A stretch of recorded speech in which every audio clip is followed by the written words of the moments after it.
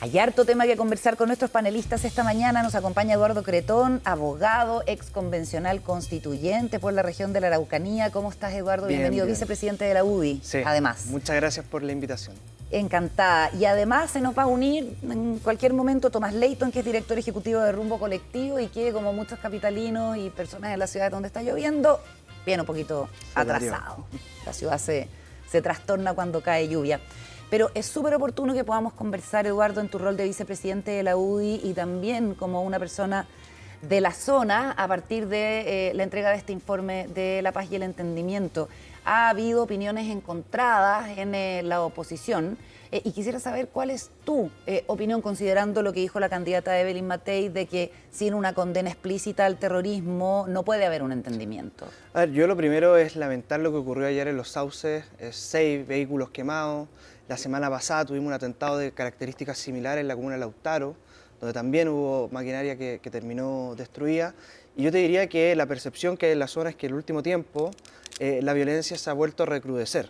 Y eso obviamente, sí, de todas formas. Y eso porque las cifras indican que con el estado de excepción ha bajado. Es que ha bajado, pero los últimos meses han sido particularmente complicados. O sea, vemos lo de Rucalhue, vemos lo de Lautaro, vemos lo de Los Sauces. Y este tipo de hechos no ocurrían hace bastante tiempo. Entonces, obviamente que hay una percepción de que la violencia se ha vuelto a recrudecer o los actos que se han cometido han vuelto a ser tan tráficos, tan terribles como los que veíamos antes. Y eso te lleva al primer punto. Por suerte no he vivido... No, bueno, afortunadamente... han golpeado trabajadores, es verdad, encerraron a la gente, pero afortunadamente no ha hemos habido tenido cosas pérdida más de vida trágicas. humana. Sí. ¿Tú crees, perdona, que lo que pasó anoche en Malleco, que veíamos en los titulares, puede tener algo que ver con la entrega del informe? Sí. Yo creo que acá hay que partir de una base que es la verdad. Es que cualquiera que te prometa que con una comisión o con un informe se va a terminar con la violencia está derechamente mintiendo. Este es un problema que tiene muchos años, que es un problema muy complejo, del cual yo creo que todavía falta mucho entendimiento, incluso por quienes se jactan de comprenderlo, y que sin enfrentar derechamente el terrorismo y la violencia va a ser muy difícil cortar con eso. Por lo tanto, yo creo que eso es lo primero, y uno lamenta de la comisión que no haya abordado materias de seguridad, porque por una parte tenemos este conflicto que es muy violento, que tiene que ver con terrorismo, y que la única forma de abordarlo derechamente es enfrentándolo, sin temores, sin miedo y haciendo cumplir el Estado de Derecho. Pero por otra parte, también es cierto que la región de la Araucanía lleva muchos años sumida en la pobreza. Y eso, desde mi punto de vista, tiene que ver con este conflicto, que no solamente es la parte violenta del terrorismo, sino que también hay un problema que tiene que ver con las tierras y con la misma ley indígena.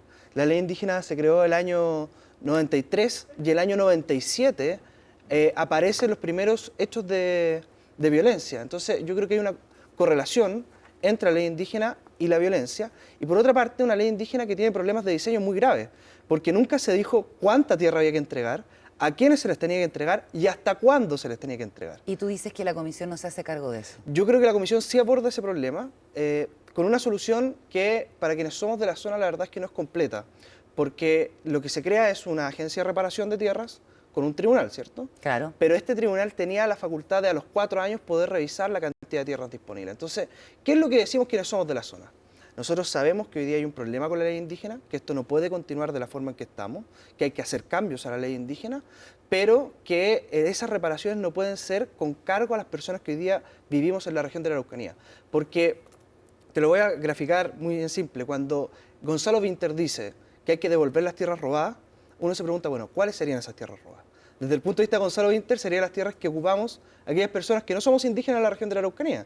Y eso, la verdad, inmigrantes y parceleros hace 100 años. Y eso, la verdad, es que es un insulto para los propietarios de la región de la Araucanía, porque es como si constantemente te dijeran que tu propiedad está en verdad viciada y que quienes lo ocupan hoy día serían cómplices de la violencia que el Estado efectivamente ejerció en algún minuto con el pueblo mapuche. Entonces, lo que hay que comprender acá es que este conflicto no lo han creado las personas que viven en la región de la Araucanía, y quienes hoy están cargando con el costo de esa reparación son las personas de la Araucanía, porque cuando tú decides entregar un campo, primero hay que sacar a quien está ocupándolo hoy día.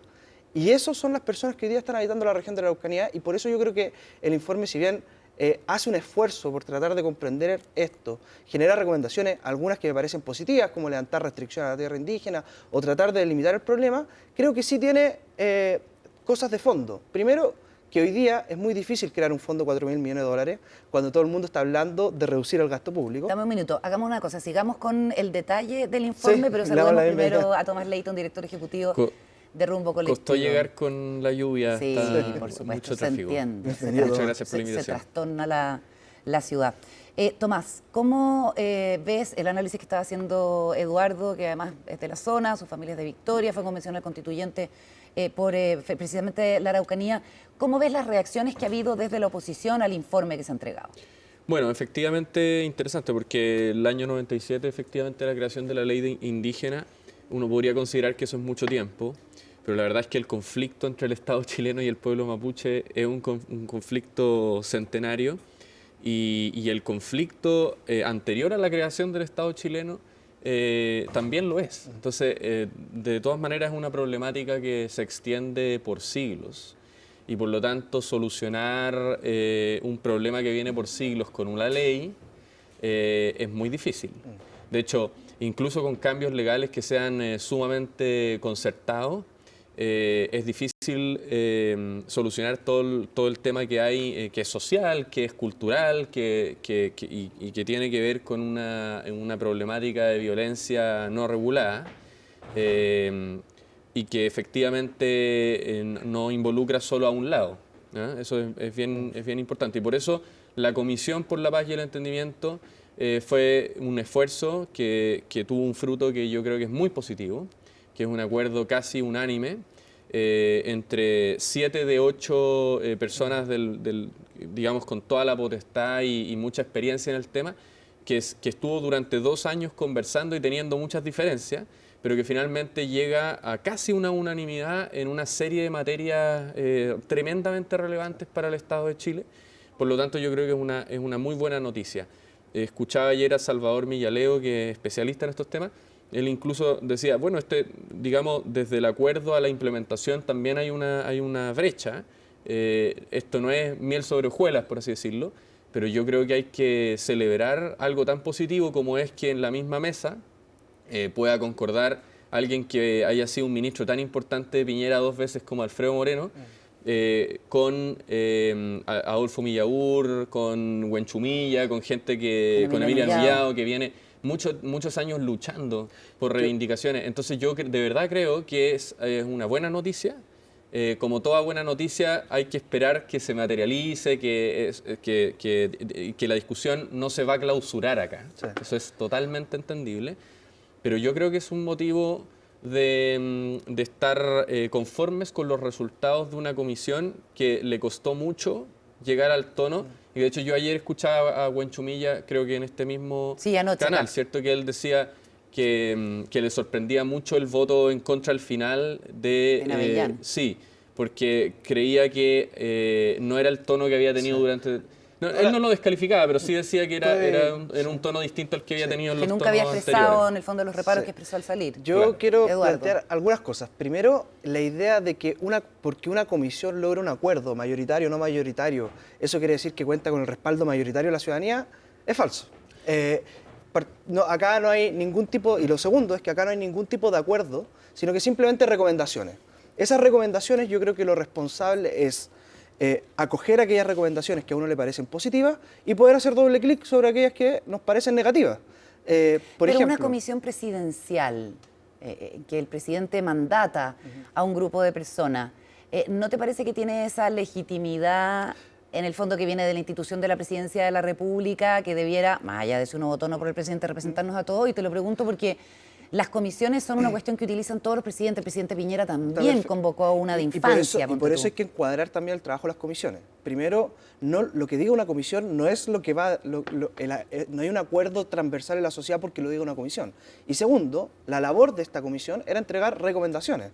Acá no hay un acuerdo político o algo, sino que recomendaciones. Lo que yo sí valoro del trabajo de la Comisión Presidencial para la Paz y el Entendimiento es que de una vez por todas se está poniendo este tema sobre el tapete, porque los problemas que tenemos con la ley indígena y con la restitución de tierras son grandes, en el sentido de que hoy día ya se han entregado más de 230.000 hectáreas que se han comprado al pueblo mapuche. Si uno le suma las que el Estado ha entregado, te da como 350.000. Si uno suma además las que se entregaron previa a la ley indígena, tiene otro porcentaje más. Si a eso le suman los títulos de merced, hay otro porcentaje más.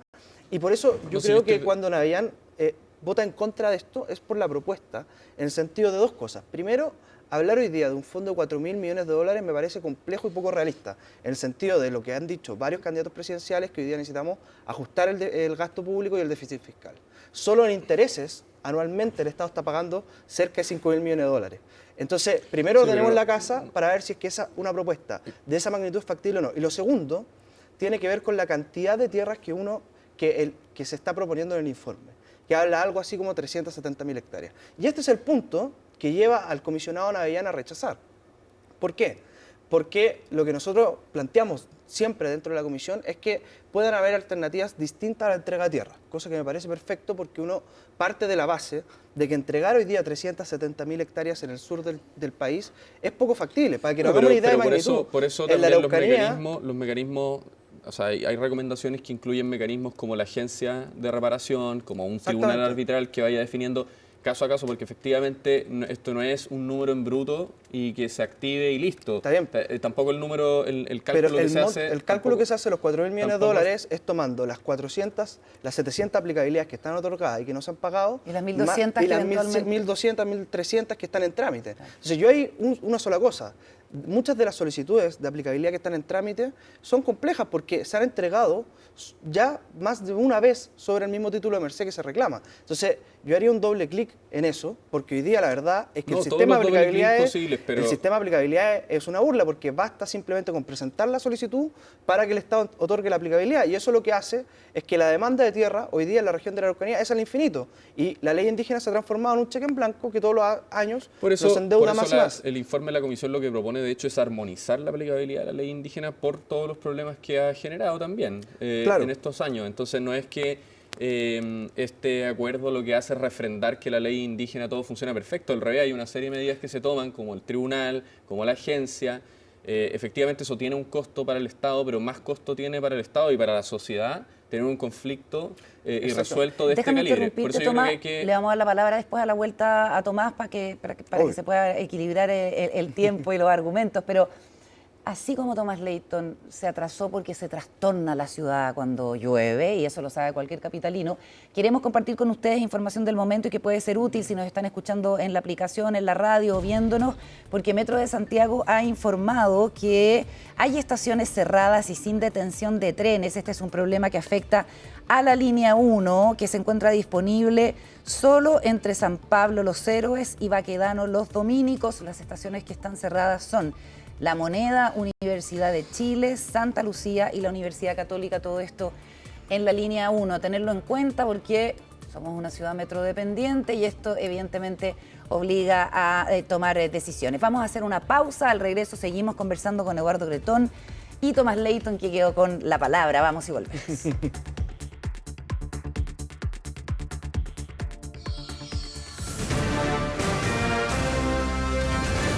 Hacemos una pausa y ya regresamos con CNN Chile Radio, AM.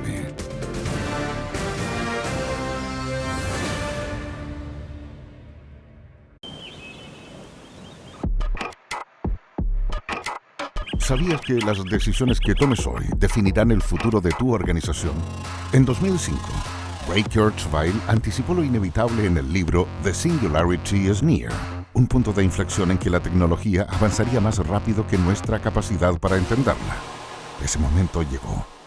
No es teoría, es industria, es negocio, es ahora. Hoy, la convergencia entre inteligencia artificial, pensamiento exponencial, disrupción y sostenibilidad están redefiniendo las reglas de cómo producimos, lideramos y decidimos. El futuro no espera, se diseña. ¿Estás listo para liderar en un mundo que cambia exponencialmente? Únete este 3 y 4 de junio a Singularity Summit Chile 2025, el programa disruptivo de Silicon Valley que reúne a los principales expertos globales para entregarnos insights y respuestas a los grandes desafíos en tiempos de incertidumbre.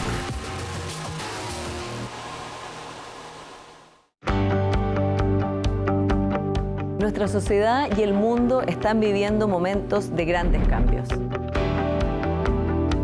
Para entender el presente, te invitamos cada domingo a una conversación abierta, profunda y humana en Influyentes con Paula Escobar. Esta semana, Fabricio Franco, director de Flaxo Chile. Javier Cercas, escritor español.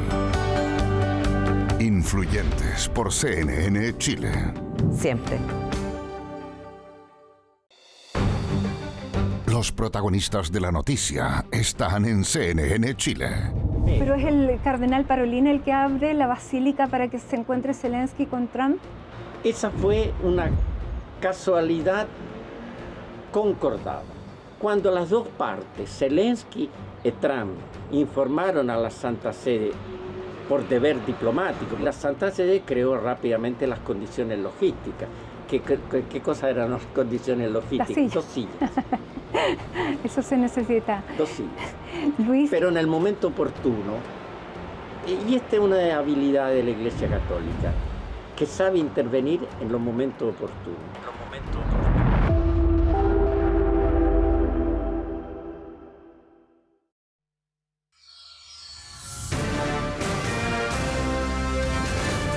Estamos de regreso en CNN Chile Radio. AM.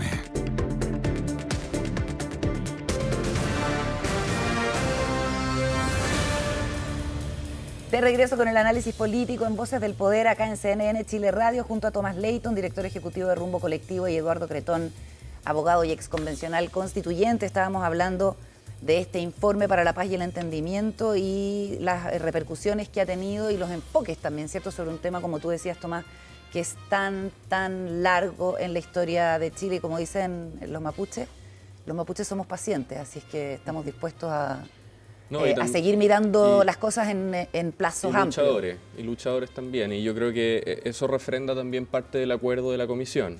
Yo creo que es una muy buena noticia para el país en forma y fondo. En forma porque quienes suscriben el acuerdo no son 7 de 8 comisionados, sino que hay participación de más de 5.000 personas en el proceso que hubo de consulta, de sesiones. 67 sesiones, creo. Exactamente, 67 sesiones, pero también se hicieron consultas, procesos más participativos, y se recogió las opiniones disidentes y disonantes durante todo el proceso, incluido la persona que finalmente termina rechazando, una de 8. También su opinión estuvo sobre la mesa. Y que no rechazó todo, de hecho. No rechazó todo. Hubo 21 votaciones. Exactamente. Entonces yo creo que en cualquier escenario, incluido que no fue la unanimidad de los 8, es un gran paso esto. Y en fondo, ¿por qué? Porque no solo porque esas 8 personas no hablan por sí mismas, sino que tienen detrás años de aquilatar reflexiones y representar distintas sensibilidades y trayectorias. Son actores, sino porque también, de hecho, este acuerdo es una transacción entre los agricultores, entre los forestales y las comunidades. Y en ese sentido, Tomás, todos no hubo quizás un error, perdona que te interrumpa, representados, dices tú. Todos se dieron puntos y creo que finalmente lo que queda son recomendaciones bien puntuales, un informe importante. Hay que leerlo, es importante revisarlo en detalle. Tenemos el sitio web. No es minuteable en dos planos, digamos. Claro. Es un tema, como decía Eduardo, bien técnico, pero sobre todo que requiere un ojo histórico. O sea, no es llegar y decir esto sirve ahora, esto no sirve.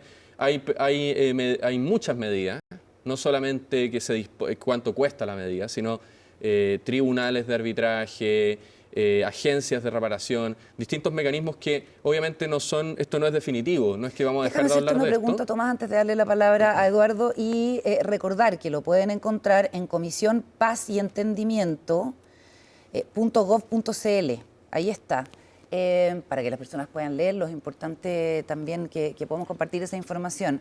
En ese sentido es como un camino que está partiendo también, ¿cierto? Okay. No es la culminación hubo un error, solamente. Quizás en el mandato del presidente Boric, o quizás un mal cálculo, porque igual estas cuestiones son políticas, ¿no? Francisco Mochumilla lo decía anoche y lo viene diciendo siempre, la única solución es política. Desde el punto de vista del mandato de la comisión, ¿no hubiese sido mejor quizás incluir algún tipo de, digamos, instrucción para la solución del tema de la violencia terrorista que hay en la zona? Lo pregunto porque desde la propia derecha han dicho que sin un reproche, una crítica directa, no hay entendimiento posible. Lo que dice Alfredo Moreno es: nosotros no fuimos mandatados para eso. Quizás debiese haberse ampliado un poco el mandato. Es que yo creo que el mandato llega hasta cierto punto, porque también quienes se sentaron en esa mesa, yo creo que directo e indirectamente también tenían una consideración en ese sentido. O sea, independiente que digamos, para poder llegar a un acuerdo hay que circunscribir las discusiones a determinadas cosas.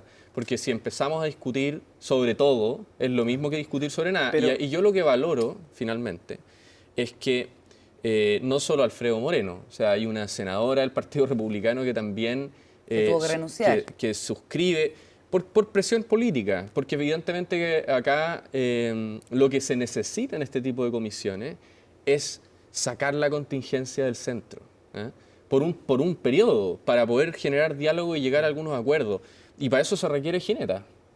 Y los actores que están en esa mesa la tenían. Entonces, creo que que haya renunciado refrenda la validez del acuerdo para mí. Yo, dos cosas ahí. Primero, que cuando uno está en el territorio o recorre la región, uno se da cuenta que no porque una comisión diga algo es lo que necesariamente siente la mayoría de la gente que habita este conflicto, porque hablar del conflicto, como lo hace Carlos Peña en el Mercurio, desde Santiago, es súper simple, porque las tierras que hay que restituir no son los campos de la Universidad Diego Portales, ni en la comuna de Ñuñoa, ni en Santiago Centro, sino que son las personas que habitan la región los que están pagando los platos rotos de esto. Y ahí una segunda idea, que a mí me parece súper injusto que una política pública haga deudores históricos a personas que no crearon el conflicto. Porque esta idea de que existe una deuda que se transmite de generación en generación y que quienes la pagan, principalmente hoy día, son aquellos que están en la región, me parece que es sumamente injusta. No, la deuda la tiene el Estado, yo creo. ¿Pero quién la paga? No, la deuda la tiene el Estado y para que no la paguen los que no la tienen que pagar, el Estado tiene que encontrar una solución. Por eso, y cuando tú planteas una solución que significa entregar algo así como 370.000 hectáreas, significa que vas a tener que sacar gente que hoy día está ocupando esa tierra para poder entregarla. Si esa es la realidad. Entonces, esta factura la están pagando personas en la Araucanía que no tienen nada que ver con la violencia que ejerció el Estado hacia el pueblo mapuche. Y es injusto decirle a esas personas... Porque quienes habitan, o sea, no es que no tengan nada que ver. Si tú mismo estás diciendo que evidentemente este acuerdo tiene que considerar la opinión y la percepción y la vida de quienes viven ahí. Y las personas que están sentadas en esa mesa no viven ahí. Y precisamente quien rechazó esto fue el representante de los agricultores que hoy día están en la región de la Araucanía. Sí, pero porque cuando tú ves que es la solo mayoría, un sector entre 8 también, ¿no? Es que esto de decir es solo un sector es el problema, porque al final quienes pagan la factura, y yo quiero insistir en este punto, son las personas que viven allá, porque son esas tierras las que se entregan, porque son esas personas las que viven constantemente con miedo producto del terrorismo y la violencia, y porque somos nosotros, finalmente, lo que estamos poniendo el pecho a la bala a un conflicto que no hemos creado. Entonces, cuando uno habla de... Nosotros como vecinos de la zona, dice. Claro, cuando uno habla de que hay que entregar más hectáreas más, hectáreas menos, es súper fácil porque el número, el papel te lo aguanta todo. La realidad es distinta. La realidad es que la región de la Araucanía, producto de una ley indígena que se ha transformado en un cheque en blanco, es una de las regiones más pobres. Y yo creo que eso es lo que hay que abordar. ¿Cómo hacemos para llegar a una solución realista? La estrategia de desarrollo para la región es algo que estaba dentro también de las recomendaciones. Sí, y eso tiene que ver con mejorar los índices de desarrollo humano que tiene la región de la Araucanía. Tú no vas a solucionar el tema de la pobreza mientras no soluciones el tema de la ley indígena. Porque hoy día, año tras año, salen las hectáreas del sistema productivo, y una cosa que sí es positiva de la Comisión es que también los mismos pueblos indígenas tienen una serie de restricciones sobre su propia tierra que ningún otro chileno tiene. Eso me parece positivo que se levante. Entonces, ¿qué es lo que quiero decir yo? Es que acá no se trata de que haya un acuerdo, un gran acuerdo, porque haya 7 personas de acuerdo y uno no. No, acá hay unas recomendaciones. Esas recomendaciones, lo responsable es leerlas, estudiarlas y ver qué factibilidad tienen de aplicarse en la práctica. Hoy día, yo creo que hay poco espacio para crear un fondo de 4.000 millones de dólares, porque no tenemos esa plata, y también hay poco espacio para prometer esa cantidad de restitución de tierras, porque no tenemos esa tierra tampoco. Entonces, obviamente que yo creo que acá hay un esfuerzo importante, pero también hay que aterrizar esto a la realidad para que no sean las personas que habitamos en la región de la Araucanía quienes finalmente terminamos pagando los platos rotos. Los quiero llevar a un tema relacionado de alguna manera, y es lo que pasaba en los últimos días con el debate del proyecto de reglas del uso de las fuerzas, ¿cierto?, que conocemos como RUF, con la molestia e incluso como rebelión de los diputados oficialistas que le han exigido al gobierno más claridad en el debate de este proyecto, especialmente el Frente Amplio y el Partido Comunista. Estuvimos con Jaime Araya, que es diputado independiente del PPD, que dice que quieren que se apruebe la ley porque entienden que es una urgencia el reforzamiento de la seguridad por parte de las Fuerzas Armadas, pero que hay que ver bien los términos en que se aprueba esta ley y que lo más probable es que se vaya a comisión mixta, aunque desde Frente Amplio y el PC lo que buscan es que el gobierno vete. ¿Cómo has visto la discusión? O sea, que el gobierno vete en la medida en que se vean afectados ciertos mínimos, que es efectivamente el asunto de eliminar la proporcionalidad como criterio en las reglas del uso de la fuerza y la prohibición.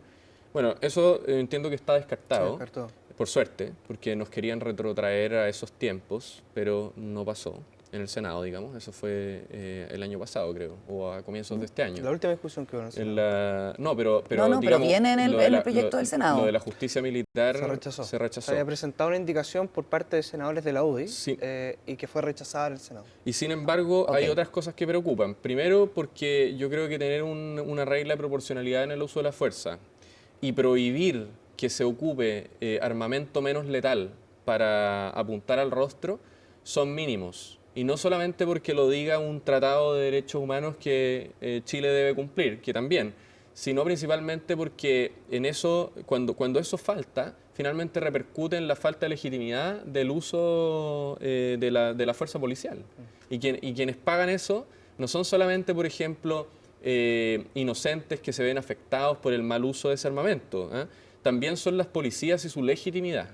Entonces creo que esta discusión de proyecto de las reglas del uso de la fuerza, me parece que todos los sectores políticos aceptan que es ultra necesario aprobarla y sacarla adelante, pero hay ciertas cosas que hay que resguardar para que no salga el tiro por la culata, porque por ejemplo, tramitar una ley de reglas de uso de la fuerza que deje de lado la proporcionalidad, que deje de lado criterios racionales, que son finalmente garantías que tienen no solamente la gente, sino las La policías, policía o la Fuerza Armada. es provocar una crisis de legitimidad futura. La derecha ha gobernado en las últimas 2 veces con graves problemas en sus definiciones de cómo controlar el orden público, de cuál es el rol que tienen las protestas en una democracia liberal contemporánea. Son preguntas de fondo y duras. Sí. Y yo creo que en ese sentido es la posición que se está manifestando de tener cuidado con la tramitación del proyecto. El gobierno tiende con el retiro de la suma urgencia. ¿Cómo lo ves, Eduardo? No, a ver, lo primero es que yo siempre voy a defender el derecho a una democracia de poder manifestarse con apego a la ley y en libertad, y creo que es un derecho fundamental.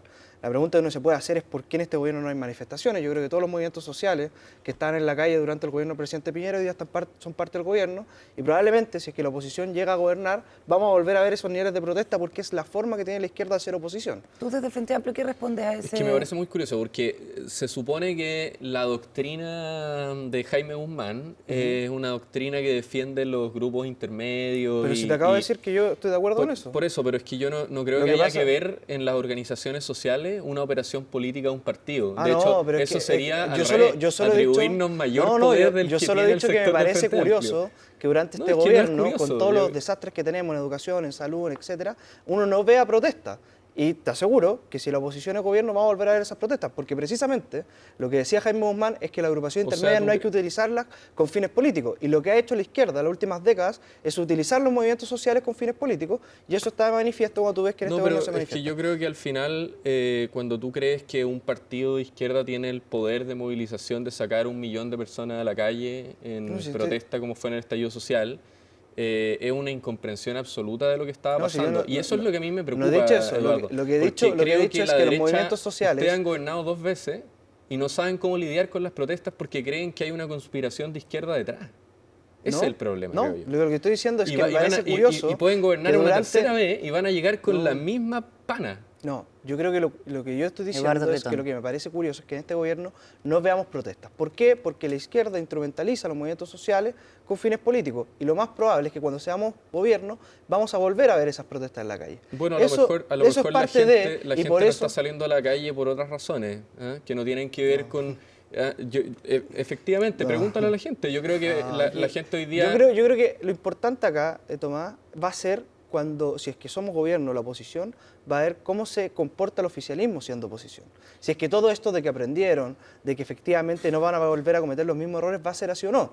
Porque lo que vimos cuando eran oposición es que todas las leyes que fortalecían Carabineros, no solamente la RUF, sino que la ley en Retamal y un montón de otras leyes, ustedes las votaban en contra. Lo que vimos fue esto de la deslegitimación de Carabineros, fue muchas veces impulsado por quien hoy día gobierna. Entonces, por eso yo planteo el punto de la protesta, porque creo que si van a haber o no van a haber protestas tiene mucho que ver con cómo va a ser el actual gobierno, si es que le toca hacer oposición y si es que efectivamente han hecho ese proceso de maduración política o no.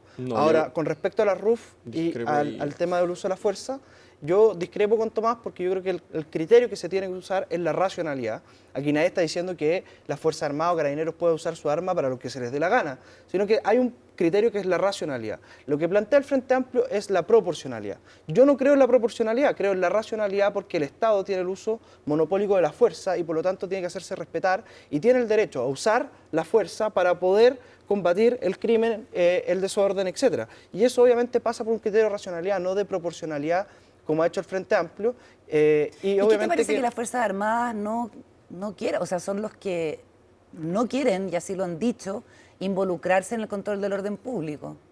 No, o sea, son reticentes. Porque yo creo que el control del orden público no es labor de las Fuerzas Armadas, lo que corresponde a las Fuerzas Armadas es la defensa nacional y pueden colaborar con la labor del orden público, pero el orden público esencialmente depende de las policías. Claro, pero eso es lo que estamos y ahí hay otras discusiones más que tienen que ver con, por ejemplo, los famosos tribunales militares, que Tomás dice es devolvernos a una época retrógrada o volver a revivir ciertas cosas del pasado. Pero ¿qué es lo que ocurre hoy día? Ciertas cosas del pasado. ¿No? La dictadura. Sí. Sí, pues, pero yo no tengo complejos con eso, Tomás, nunca lo he tenido, yo nací en el 95. Me alegro en ese sentido. ¿Qué es lo que sí ocurre hoy día que es un problema? Es que Carabineros tiene miedo de usar su arma o tiene miedo de actuar porque después son a ellos los que les persiguen. Son a ellos a quienes los sumarean y cuando hay sumario, en el fondo los desvinculan, les dejan de pagar. O sea, pero tiene un montón de problemas. ¿Claudio Crespo, por ejemplo, es un perseguido por el Estado? Yo creo que lo de Claudio Crespo hay una investigación en curso y se tiene que llevar adelante. Lo que yo sí creo es que la izquierda ha hecho de lo de Claudio Crespo un tema general. Entonces, cuando ustedes dicen que Carabineros son violadores de derechos humanos o que hay centros de tortura en Baquedano, no es el caso concreto de un carabinero que ha hecho mal uso de la fuerza. Mucha gente. ¿Quién dice que los carabineros en general son violadores de derechos humanos? Todo el Frente Amplio lo dijo durante el estallido social. Por favor, no, un poco más de seriedad. Aquí, de hecho, las violaciones de derechos humanos, que fueron repetitivas, según organismos internacionales, lo que hacen y lo que hicieron es degradar la función policial. Es llevar a las policías al peor momento de legitimidad social que han tenido desde la dictadura. La pregunta siguiente es, ¿cuánto de eso contribuye a que, por ejemplo, el actual presidente le diga a militares durante la protesta que se vuelvan a los cuarteles o que la ministra vocera de gobierno haya dicho que habían centros de tortura en Baquedano? Eduardo, entonces, lo último, Tomás, porque tenemos que ir cerrando. Yo creo que es muy importante distinguir dos cosas. Respecto a las reglas del uso de la fuerza, necesitamos criterios racionales para que las policías puedan cumplir su función. ¿De racionalidad? Racionalidad y proporcionalidad. Porque la proporcionalidad no implica que no va a haber un control de parte del efectivo policial. Al revés. De hecho, se refrenda su superioridad. Está en el artículo, lo puedes leer en ese sentido. Sino que establece un resguardo también a que no haya una sobre reacción revanchista de un efectivo que de hecho ensucie todo el resto de la función policial. Y otra cosa más importante, no es un par de cuestiones que ocurrieron. En Chile, durante el 2019 y comienzos del 2020, hubo una verdadera epidemia de heridas oculares. Nunca había registrado la literatura médica en tan pocos días de protesta un nivel de heridos oculares como el que tuvimos en Chile en una protesta de estas características. Eso que pasó fue grave. Y yo, para reivindicar la función que tiene una policía en un Estado de Derecho, creo que necesitamos reglas del uso de la fuerza mucho más claras. Y de hecho, les hago el favor, si es que ustedes quieren gobernar este país de nuevo, deberían preocuparse de eso, porque no vayan a hacer que lleguen por tercera vez al gobierno y no sepan qué hacer con las protestas sociales y terminen con las policías pagando el pato de sus indefiniciones 10 políticas. segundos, Eduardo, ahora sí que sí. Que nunca en la historia de nuestro país habían quemado iglesias también en el marco de una protesta social. Entonces, obviamente que hay que ver lo que ocurre en el estallido social. Bueno, a mí me importa más la vida que evidentemente, pero también hay que reconocer y hacer una autocrítica por parte de la izquierda de que el estallido social tuvo violencia que nunca habíamos visto en nuestra historia. Entonces, yo te digo, el que se quiera manifestar, bienvenido sea. El que lo haga con violencia, bueno, va a tener que atenderse a las respuestas de policías que estén preparadas y que hagan uso de la fuerza racional y no proporcional, porque es el Estado el que tiene el monopolio de la fuerza. Eduardo Cretón, Tomás Leighton, muchísimas gracias por haber venido a conversar conmigo. Hasta la próxima. 10 de la mañana con 14 minutos, pausa y ya seguimos con más, no se vayan.